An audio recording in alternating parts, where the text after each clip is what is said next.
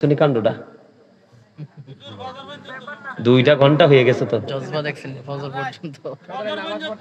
আমি বারবার শুনেছি আপনার এই ফজর পর্যন্ত শব্দটা। আল্লাহ আপনার এই জজবাটাকে কবুল করে নিক। আরো জোরে বলেন, আরো জোরে, আরো জোরে, আরো জোরে আমিন বলা মানে কি আল্লাহ কবুল করে নাও। কি করে নাও?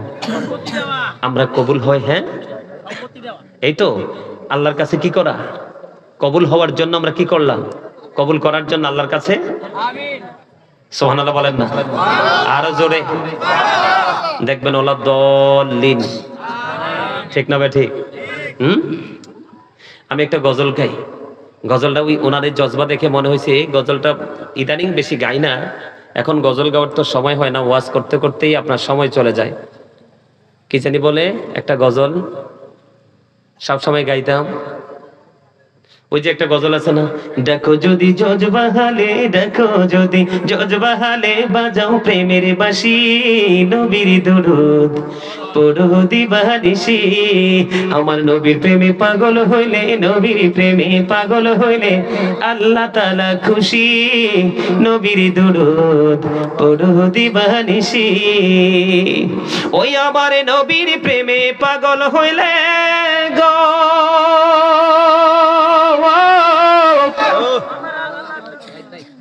ওই আমার আল্লাহ তাআলার দিদার মিলে গো।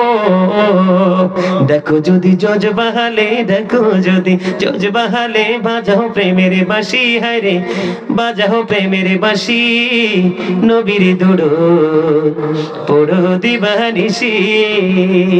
ওই আমার নবীর প্রেমে যে হয় মাতা, তাহার সম্মানে রয় চিরকাল।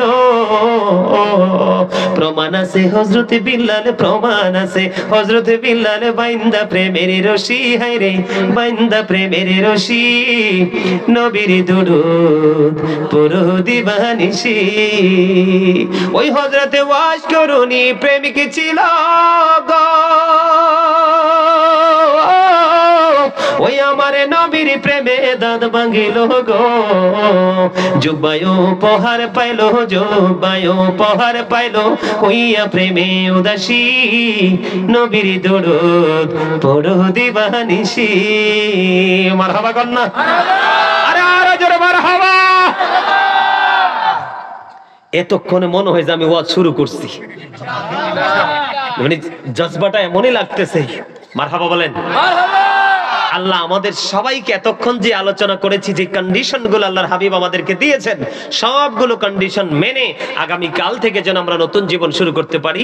আল্লাহ যেন আমাদের সবাইকে কবুল করেন। সকলে বলুন আমিন, আরো জোরে বলুন না আমিন। এখন মজা লাগতেছে না?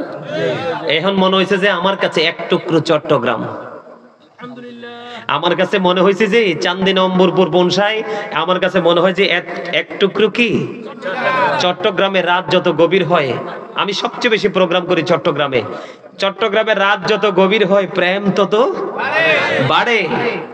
আসলে তো প্রেমের মজা তো গভীরে, যত জনগণ কমবে প্রেম তত বাড়বে। এটাই চট্টগ্রামবাসীর মধ্যে এটা এখনো পাওয়া যায়। বাংলাদেশের রাজধানী হলো কি? Dhaka is the capital of Bangladesh. বাংলাদেশের রাজধানী কি? আর সুন্নিয়তের সিটি কোনটা? রাজধানী কোনটা? সুন্নিয়তের ক্যাপিটাল কোনটা? চট্টগ্রাম। ওখানে গেলে বুঝবেন প্রেম কাকে বলে। এমিয়া গজলে টান দিলে কেউর পকেটে হাদিয়ার স্থির থাকে না, কেউর পকেটে হাদিয়ার কি থাকে না, স্থির থাকে না। ঢাকাও এমনটি হয়। আমি নারায়ণগঞ্জ হরিপুরে এই জানুয়ারি 24 তারিখে ওই মাহফিলটাতে যাব। প্রথম বছর যখন গেছি, মাহফিলের হাদিয়া ঠিক যত টাকা দিছে মাহফিলের হাদিয়া, পরে পকেট চাইয়া দেই গজলের হাদিয়া সেম টু সেম। মারহাবা বলেন। আসলে আমি হাদিয়া বলেন, এটাকে বলি প্রেম। এখন তো আর ওই রকম গজল গাওয়া যায় না, কারণ বিভিন্ন বিষয়ের উপর আলোচনা করি। মানুষ এত এলোমেলো জীবন যাপন করছে, এগুলো দেখলে আফসোস লাগে। আমি আপনাদেরকে বলি, হেদায়াত কিন্তু ভালোবাসা থেকে আসে। প্রেম না থাকলে আপনি কখনোই হেদায়াত পাবেন না। আমি আপনাদেরকে বলি, আপনারা তো নিশ্চয়ই কুমিল্লা যান না? একটা গজল গাইতাম, ঠিক আছে ভাই। আমি দেখছি তোমার শুরুতে জজবা ছিল একটা নিবিড় শান্ত জজবা, আমি যখন জিকির ধরছি তখন দেখছি যে তার মানে ভাবটা পুরো একটা মানে অন্যরকম একটা ভাব আমি তার মধ্যে দেখতে পাইছি। আমি গাইবো, আমি একজন রাইটার, আমার সিনাই গজলের অভাব নাই, একবারে 100% ফিল আপ আছে, আপনারা চাইলে শোনাবো, অসুবিধা নাই। আমি একদিন মানে এই যুগের ছেলেদেরকে নিয়ে কথা বলতে বলতে লাইব্রেরিতে আমি কিছু বই নিতে আসছিলাম। তো আসার পরে এক কান্দিরপাড় নিউ মার্কেটে এখন অনেকগুলো লাইব্রেরি হয়েছে, আপনারা যারা গিয়েছেন তারা দেখেছেন। তা আমি একদিন ওই যে এই যে জিন্স প্যান্ট পরে আছে, ওই জিন্স প্যান্টটার অপকারিতাটা কি, ক্ষতিটা কি, এই বিষয়টা নিয়ে আলোচনা করতেছিলাম।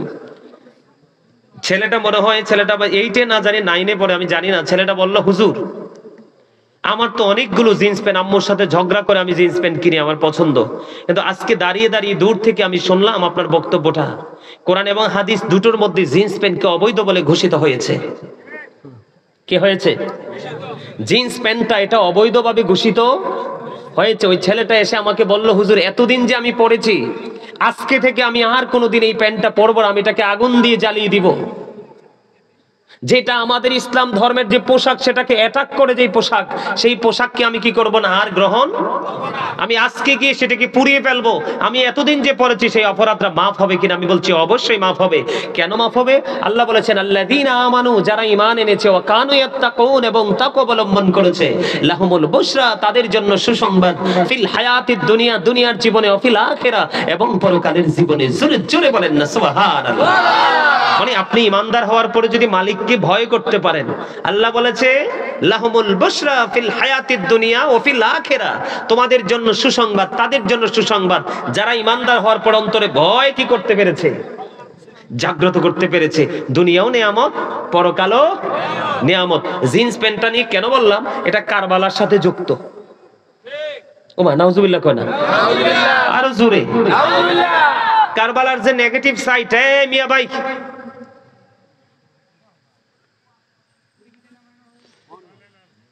এটা কারবালার যে সাইড, দুটো সাইড, একটা নেগেটিভ একটা পজিটিভ। নেগেটিভ সাইডের সাথে এই জিন্স প্যান্টটা যুক্ত।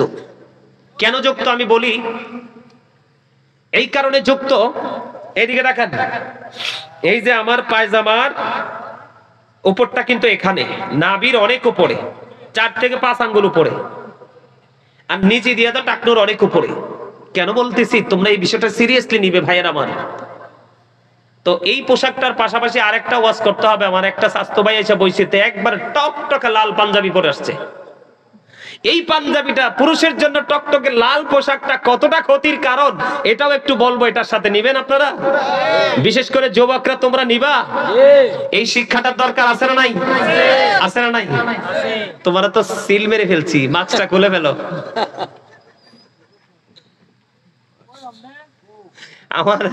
আমার দুষ্ট একটা স্বাস্থ্য ভাই আছে, ওই তার মতোই তারে দেখতে লাগে, এই জন্য আমার নজরটা তার দিকে বেশি। আমার দিকে তাকান, আগে লাল পাঞ্জাবিটা শেষ করে ফেলি। আল্লাহর হাবিবকে এক ব্যক্তি 2টা সালাম দিছে। কয়টা?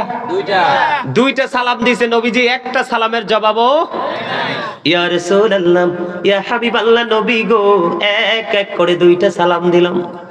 2টার একটা সালামের জবাব আপনি দেননি। ইয়া রাসূলুল্লাহ, নবী কেন গো? আমার নবীজি জানিয়ে দিয়েছেন, বন্ধু ইমানদার পুরুষ যারা যুবক, তোমাদেরকে বলি, তোমরা কত ভুল করছো, না বুঝে বুঝে, না জেনে জেনে, না শুনে শুনে, তোমরাই ভুল থেকে বের হয়ে আসতে হবে, না হয় কবর বড় ভয়ঙ্কর হবে রে যুবক।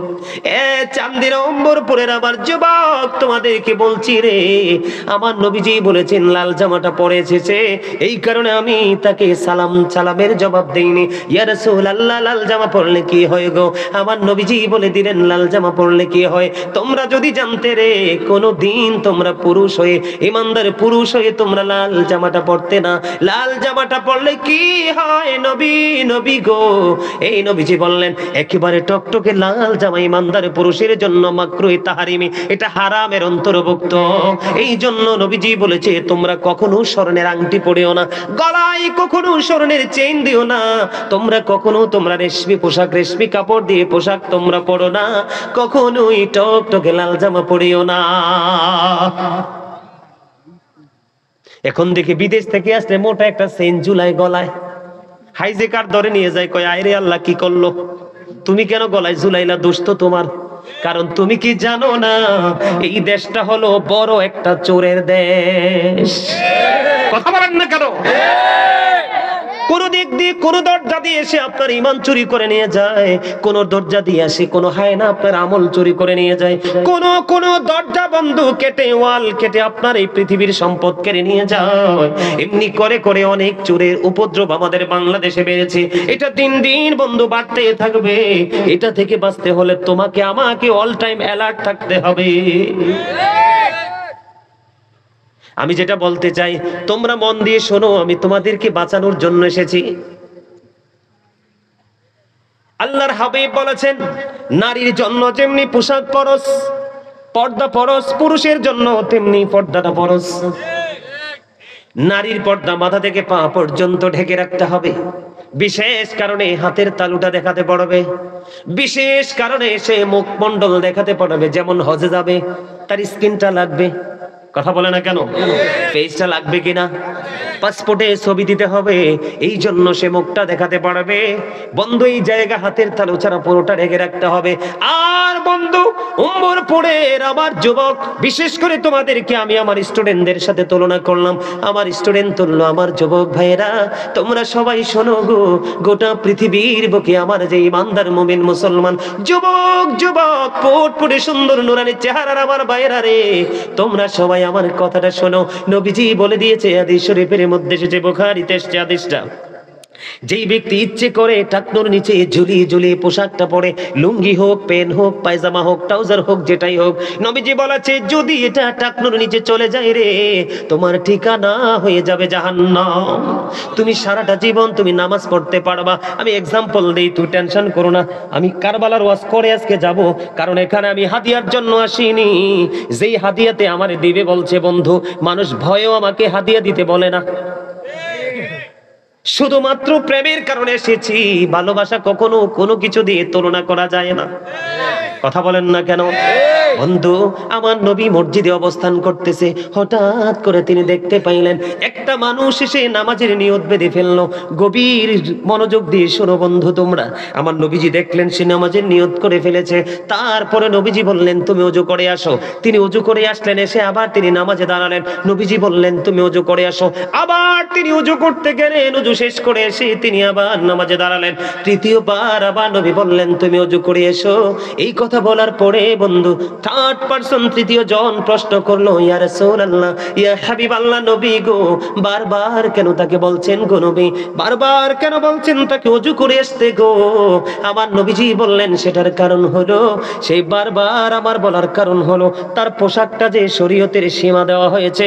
আল্লাহ রাব্বুল আলামিন 3 শ্রেণীর পোশাক দিয়েছে। কয় শ্রেণীর? একটা হলো প্রতিদিন লজ্জাস্থান ঢাকার পোশাক, আরেকটা হলো সাজের পোশাক, আরেকটা হলো আল্লাহ রাব্বুল আলামিন কোরআনে বলেছেন লিবাসুত তাকওয়া যালিকা খায়র। আল্লাহ রাব্বুল আলামিনের কাছে সবচেয়ে বেশি দামি পোশাক হলো তাকওয়ার পোশাক। আবার নবীজি বললেন সেই যে পোশাক পরে আসছে শরীয়তের সীমা লঙ্ঘন করেছে, কিয়ামত পর্যন্ত নামাজ পড়তে পারবে, নামাজটা তার কবুল হবে না। তার কারণ হলো তার পোশাকটা টাকটোর নিচে চলে গেছে। নাউজুবিল্লাহ, নাউজুবিল্লাহ। এত ভয়ঙ্কর খবর শুনলে কেউ সুবহানাল্লাহ কয়?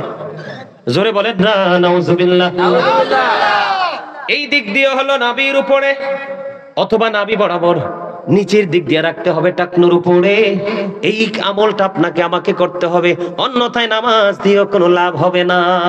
দেখেন আমাদের সমাজে নামাজি আছে, সুদও আছে, নামাজি আছে, ঘুষও আছে, নামাজি আছে, চুরিও আছে, নামাজি আছে, মানুষের হক নষ্ট করনেওয়ালা মানুষও আছে। আছে না নাই? এই জন্য বলেছি বন্ধু, আমি এই যে পোশাকটা, এটা সাংঘর্ষিক, আমি অন্যদিকে আর যাচ্ছি না। এই পোশাকটা নিয়ে আমি আপনাদেরকে বলছি, এই টাকনুর নিচে পোশাক পরা বন্ধ করবেন তো?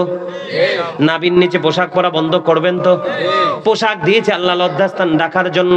পোশাক পরার পরেও যদি লজ্জাস্থান দেখা যায়, তাহলে এর চেয়ে বড় হতভাগার কেউ হতে পারে না। আমি নিজেও দেখেছি অনেক জিন্স প্যান্ট পরনেওয়ালা নামাজ পড়ার সময় রুকুতে গিয়েছে, পিছনের দিক দিয়ে তার একবারে গোপন অঙ্গ দেখা গিয়েছে।